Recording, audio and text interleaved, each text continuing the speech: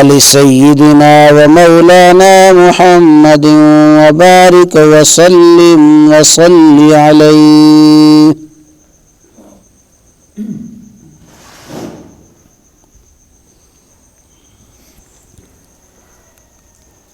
گزشتہ دو دروس میں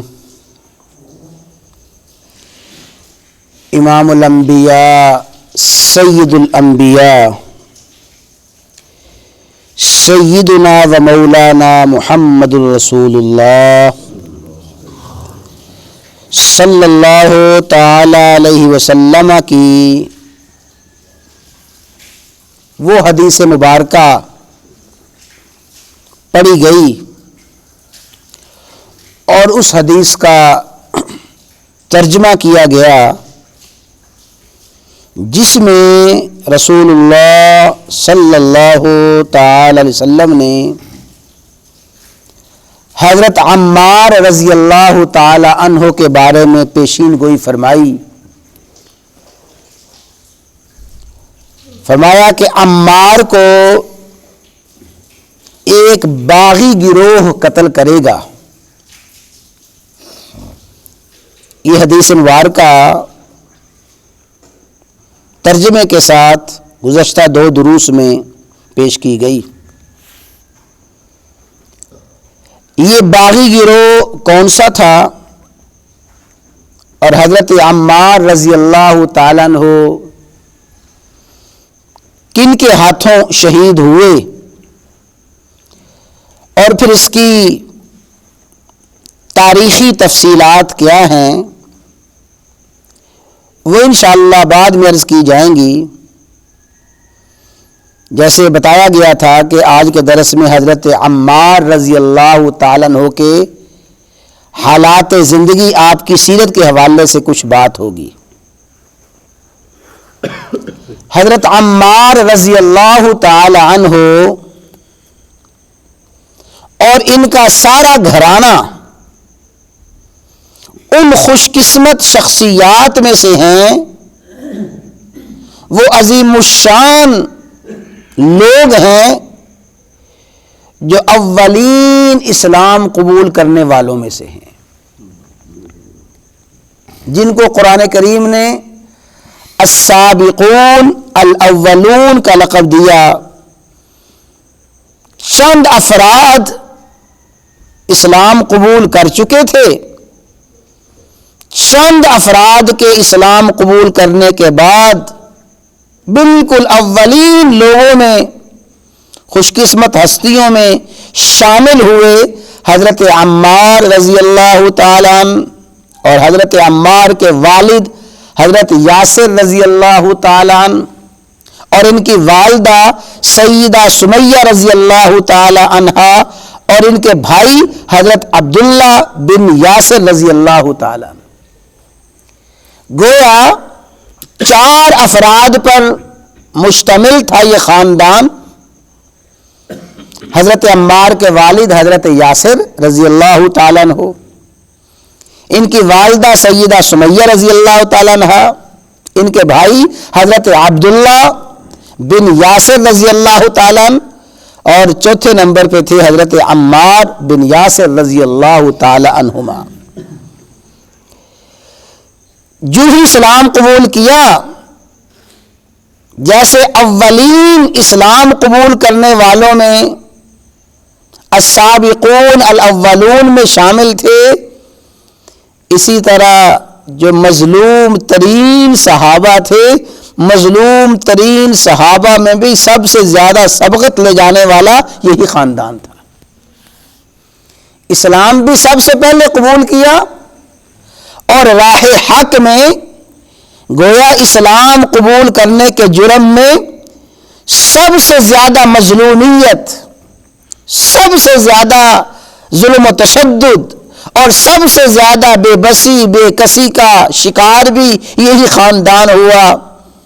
چونکہ حضرت یاسر رضی اللہ تعالیٰ عنہ کسی دور میں یمن سے ہجرت کر کے مکہ مکرمہ آ گئے تھے، تو گویا مکہ مکرمہ میں نہ ان کا کوئی خاندان تھا، نہ کوئی قبیلہ تھا، نہ کوئی برادری تھی. سیدہ سمیہ رضی اللہ تعالی عنہا سے ان کا نکاح ہو گیا حضرت یاسر رضی اللہ تعالیٰ عنہ کا. تو اس لیے یہ چونکہ خاندان مکہ مکرمہ میں تنہا تھا، ان کا کوئی قبیلہ کوئی خاندان نہ تھا، تو سب سے زیادہ ظلم و ستم کا شکار یہی خاندان ہوا. حضرت یاسر رضی اللہ تعالیٰ عنہ، حضرت عمار رضی اللہ تعالیٰ عنہ کو بدبخت ابو جہل اور دوسرے بدبخت لوگ انتہائی ظلم و ستم کا نشانہ بناتے. کبھی تپتے ہوئے انگاروں پہ لٹا دیا جاتا، پتھروں پہ لٹا دیا جاتا، کبھی لوہے کی زرہ میں بند کر کے ان کو تپتے ہوئے صحرا میں ڈال دیا جاتا. یہ ظلم و ستم اور یہ بربریت رسول اللہ صلی اللہ علیہ وسلم جب دیکھتے تو آپ فرماتے، اے آل یاسر، اے یاسر کا خاندان، صبر کرو، جنت تمہارا انتظار کر رہی ہے. اور ایک روایت میں آتا ہے کہ ایک مرتبہ رسول اللہ صلی اللہ علیہ وسلم نے جب ان کے مظالم کو دیکھا، ان پہ ڈھائے جانے والے ظلم و ستم کو دیکھا، آپ دعا فرما رہے ہیں کہ یا اللہ آل یاسر کی بخشش فرما دے، یا اللہ آل یاسر کو جنت میں داخل فرما دے، اور یا اللہ آپ نے آل یاسر کی مغفرت فرما ہی دی ہے. یعنی آپ نے دعا بھی فرمائی اور دعا کے ساتھ بشارت بھی دی کہ یا اللہ آپ نے ان کی مغفرت فرما ہی دی ہے. کسی موقع پہ رسول اللہ صلی اللہ علیہ وسلم نے یہ بھی فرمایا، جب آپ نے دیکھا حضرت یاسر کو، حالانکہ حضرت یاسر اس وقت انتہائی کبیر السن تھے، بہت بوڑھے تھے حضرت یاسر رضی اللہ تعالیٰ عنہ. ایک مرتبہ ان کو تپتے ہوئے صحرا میں گرم پتھروں پہ ڈالا ہوا ہے ابو جہل نے، دوسرے ظالموں نے، انتہائی ظلم و ستم ڈھایا جا رہا ہے. رسول اللہ صلی اللہ علیہ وسلم پاس سے گزرے، فرمایا یا اللہ اس یاسر پہ ان پتھروں کو ایسے ہی ٹھنڈا فرما دے جیسے آپ نے ابراہیم علیہ السلام کے لیے آتش نمرود کو ٹھنڈا فرمایا تھا. اور پھر آپ کو پتہ ہے اللہ حضرت یاسر رضی اللہ تعالیٰ عنہ جیسے اولین اسلام قبول کرنے والوں میں شامل ہوئے، مظلومین میں سب سے پہلا نمبر ان کا ہے. اسلام میں سب سے پہلی شہادت بھی اسی خاندان کی ہوئی. سب سے پہلے انہی مظالم کو برداشت کرتے ہوئے، ظلم و ستم کو سہتے ہوئے حضرت یاسر رضی اللہ تعالیٰ عنہ شہید ہوئے. پھر سیدہ سمیہ رضی اللہ تعالی عنہا انہی مظالم کا شکار ہوئیں اور سیدہ سمیہ شہید ہو گئیں. تو اولین اسلام قبول کرنے والوں میں حضرت یاسر، اولین مظلوم مسلمانوں میں حضرت یاسر، اور شہادت قبول کرنے والوں میں حضرت یاسر. اور یہ تو متفق علیہ بات ہے کہ اسلام میں عورتوں میں سب سے پہلے شہادت کا تاج پہننے والی سیدہ سمیہ رضی اللہ تعالیٰ عنہا ہیں. یہ ان کی والدہ تھیں سیدہ سمیہ رضی اللہ تعالیٰ عنہا شہید ہوئیں. اور پھر جب حضرت یاسر کو شہید کر دیا گیا، حضرت سمیہ کو انتہائی مظلومانہ طریقے سے، انتہائی دردناک انداز سے شہید کیا گیا. پھر ان کے بھائی حضرت عبداللہ کا نمبر آ گیا، حضرت عبداللہ بھی ایسے ہی شہید کیے گئے. اور ایک روایت کے مطابق یہ جو مظلوم خاندان تھا ان کو دفن کیا گیا مقبرہ الشبیکہ میں، جو مکہ مکرمہ کا ابتدائی قبرستان ہے. اور خوش قسمتی یہ ہے کہ ابھی تک وہ قبرستان اپنی اصلی حالت میں موجود ہے. انتہائی یعنی بیت اللہ کے قریب ترین جگہ ہے، جو نئی تعمیر باب عبداللہ ہوئی ہے، باب عبداللہ کے بالکل ساتھ ہے. سڑک کراس کریں، سڑک کراس کرتے ہی مقبرہ شبیکہ ہے، اور اس کے باہر باقاعدہ تختی لگی ہوئی ہے مقبرہ شبیکہ کی، اور وہ چار دیواری کر کے اس جگہ کو محفوظ، ابھی تک محفوظ ہے وہ جگہ. تو یہ مقبرہ الشبیکہ میں سیدہ سمیہ رضی اللہ تعالیٰ عنہ، حضرت عمار رضی اللہ تعالیٰ عنہ اور حضرت عمار کے بیٹے حضرت عبداللہ رضی اللہ تعالیٰ عنہ، یہیں پہ ان کو دفن کیا گیا. تو یہ خاندان تو ابتدا میں یعنی تینوں افراد شہید ہو گئے. باپ بھی کتنا خوش قسمت ہے یہ خاندان, اور حضرت عمار کیسے خوش قسمت ہیں, خود بھی صحابی, باپ بھی صحابی, ماں بھی صحابیہ, بھائی بھی صحابی, اور باپ بھی شہید, ماں بھی شہید, اور بھائی بھی شہید, اور آخر میں آ کے خود بھی شہید ہو گئے. جنگ بدر میں شریک رہے, جنگ احد میں تمام غزوات میں شریک ہوئے. جنگ بدر کے شرکاء کے جتنے فضائل ہیں سارے کے سارے فضائل حضرت عمار کو حاصل ہوئے, اور پھر غزوہ احد میں بھی شریک ہوئے, اور اصحاب شجرہ میں بھی یہ شریک ہیں.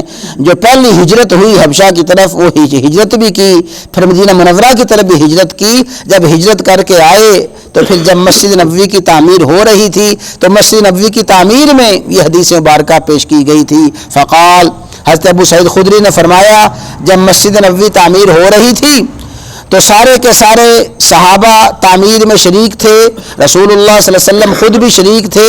کننا نحمل لابینا لابینا, ہم سارے ایک ایک پتھر اٹھا کے لا رہے تھے تعمیر کے لیے, پہاڑوں سے پتھر ایک ایک پتھر اٹھا کے لا رہے تھے.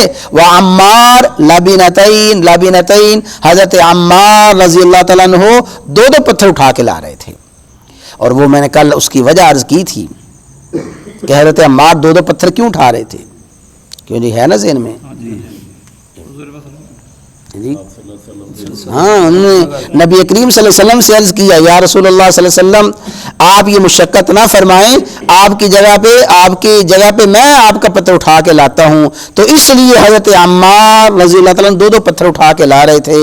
فرآہ النبی صلی اللہ علیہ وسلم, جب نبی کریم صلی اللہ علیہ وسلم نے حضرت عمار کو دیکھا, ظاہر پسینوں پسینی ہو گئے تھے اور سارے کا سارا جسم کپڑے پسینے میں تر بتر ہیں اور جسم پہ مٹی لگی ہوئی ہے. فجعل ينفذ التراب عنه, رسول اللہ صلی اللہ علیہ وسلم حضرت عمار کے جسد اطہر سے کپڑوں سے مٹی بھی جھاڑ رہے تھے, جیسے شفقت کے ساتھ, محبت کے ساتھ, پیار کے ساتھ کپڑوں سے مٹی جھاڑ رہے ہیں. ويقول, اور فرما رہے ہیں رسول اللہ صلی اللہ علیہ وسلم, ویح عمار, عمار پہ اللہ تعالی رحم فرمائے, عمار پہ اللہ تعالیٰ رحم فرمائے. تقتلہ الفئۃ الباغیہ, حضرت عمار کو ایک باغی گروہ قتل کرے گا. یدعوہ من الجنہ, وہ حضرت عمار ان کو بلائیں گے جنت کی طرف. ویدعونہ الی النار, اور وہ باغی گروہ بلائے گا جہنم کی طرف. یہ حضور نبی کریم علیہ الصلوۃ والسلام پیشین گوئی فرما رہے تھے, کپڑوں سے مٹی جھاڑ رہے تھے, ایسی محبت کا اظہار فرما رہے تھے.